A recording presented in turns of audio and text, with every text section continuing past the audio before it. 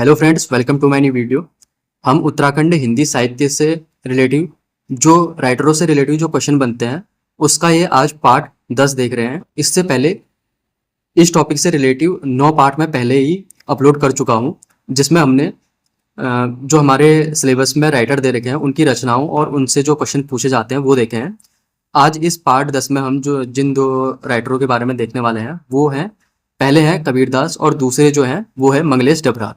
तो सबसे पहले हम कबीरदास की बारे में देखेंगे। तो कबीरदास का जो जन्म हुआ था 1398 में इनका जन्म हुआ था और इनकी मृत्यु 1518 में इनकी मृत्यु हुई थी। तो ये लगभग 120 साल तक जिए थे। कबीरदास का जो जन्म हुआ था वो काशी उत्तर प्रदेश में इनका जन्म हुआ था। नेक्स्ट पॉइंट जो कबीरदास से रिलेटिव बनता है, इनके गुरु का नाम रामानंद था। तो कबीरदास के गुरु का नाम क्या था? इनके गुरु का नाम रामानंद था। इन्होंने अपने अंतिम समय मगहर उत्तर प्रदेश में बिताया था। तो इनसे रिलेटिव ये पॉइंट भी बन सकता है कि कबीरदास ने अपना अंतिम समय किस स्थान पर बिताया था। तो इन्होंने अपना अंतिम समय मगहर उत्तर प्रदेश में बिताया था। कबीरदास एक कांतदर्शी कवि थे। तो कबीरदास किस प्रकार के कवि थे? तो ये एक कांतदर्शी कवि थे। अब कबीरदास की रचनाओं से रिलेटेड जो क्वेश्चन बनते हैं वो देख लेते हैं। साखी जो रचना थी वो किसकी है? ये कबीरदास की रचना है और ये दोहों और छंदों में लिखी गई है। साखी रचना किसकी है? कबीरदास की रचना है। सबद रचना भी किसकी है? कबीरदास की रचना है।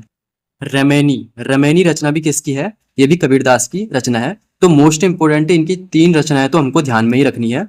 साखी, सबद और रमैनी, ये तीनों रचनाएं किसकी है? ये कबीरदास की रचना है।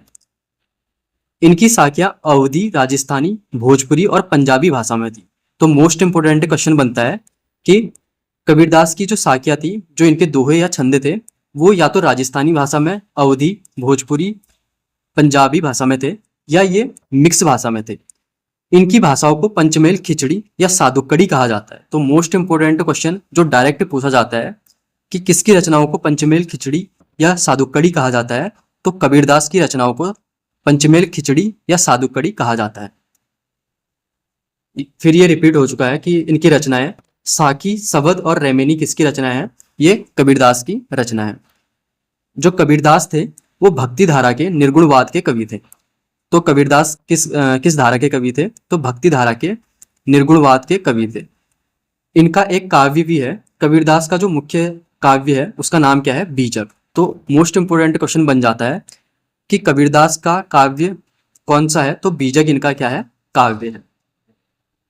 नेक्स्ट जो राइटर हैं जिनके बारे में हम देखने वाले हैं वो है मंगलेश डबराल। मंगलेश डबराल का जन्म 1448 में काफलपानी गांव पीलीभीत गढ़वाल में इनका जन्म हुआ था। टिहरी गढ़वाल, काफलपानी गांव पीलीभीत टिहरी गढ़वाल में इनका जन्म हुआ था 1948 में। मंगलेश डबराल की मृत्यु 9 दिसंबर 2020 को हुई थी। 9 दिसंबर 2020 को मंगलेश डबराल की मृत्यु हुई थी।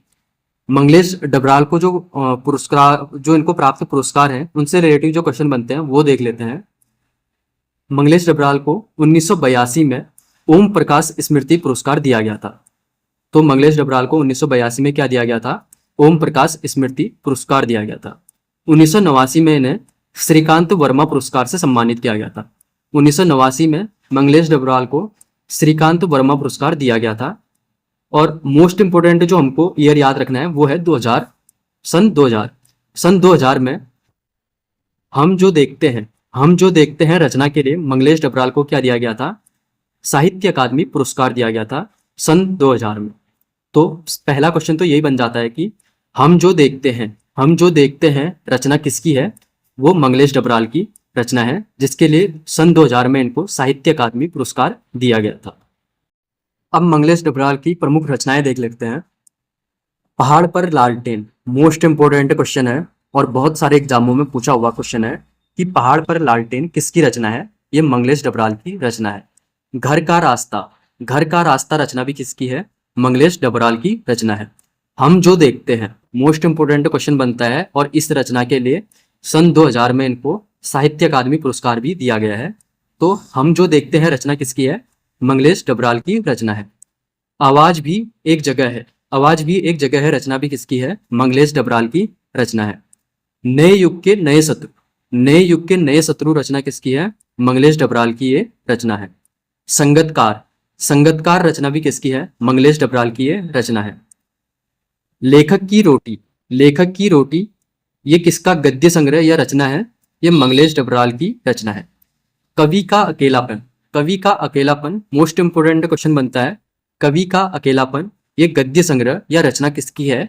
ये मंगलेश डबराल की रचना है। मंगलेश डबराल का एक यात्रा वृत्तांत भी है, किस नाम से है? एक बार आयोवा। मोस्ट इंपोर्टेंट क्वेश्चन बनता है, एक बार आयोवा किसकी रचना है? तो ये मंगलेश डबराल की। मंगलेश डबराल द्वारा कुछ नाटकों का भी निर्माण किया गया है। तो नागार्जुन नाटक किसका है? ये मंगलेश डबराल का नाटक है। गुरुदयाल, गुरुदयाल नाटक भी किसका है? मंगलेश डबराल का नाटक है। महाश्वेता देवी, महाश्वेता देवी नाटक भी किसका है? मंगलेश डबराल का ये नाटक है। निर्मला देवी नाटक, निर्मला देवी नाटक भी किसका है? मंगलेश डबराल का ये क्या है? नाटक। तो आज हमने मंगलेश डबराल और कबीरदास से रिलेटिव जो इम्पोर्टेंट उनकी रचनाओं से रिलेटिव जो क्वेश्चन बनते हैं वो देख लिए हैं। अब नेक्स्ट वीडियो में हमारे बच्चे जो हमारे राइटर हैं उनकी रचनाओं को देखेंगे और बहुत जल्दी ही हमारी ये सीरीज खत्म हो जाएगी। और जो हमारे उत्तराखंड हिंदी साहित्य से रिलेटिव जो हमको राइटर दे रखे हैं वो सारे हमने इस सीरीज में कंप्लीट कर दिए हैं। मिलते हैं नेक्स्ट वीडियो में। Thank you.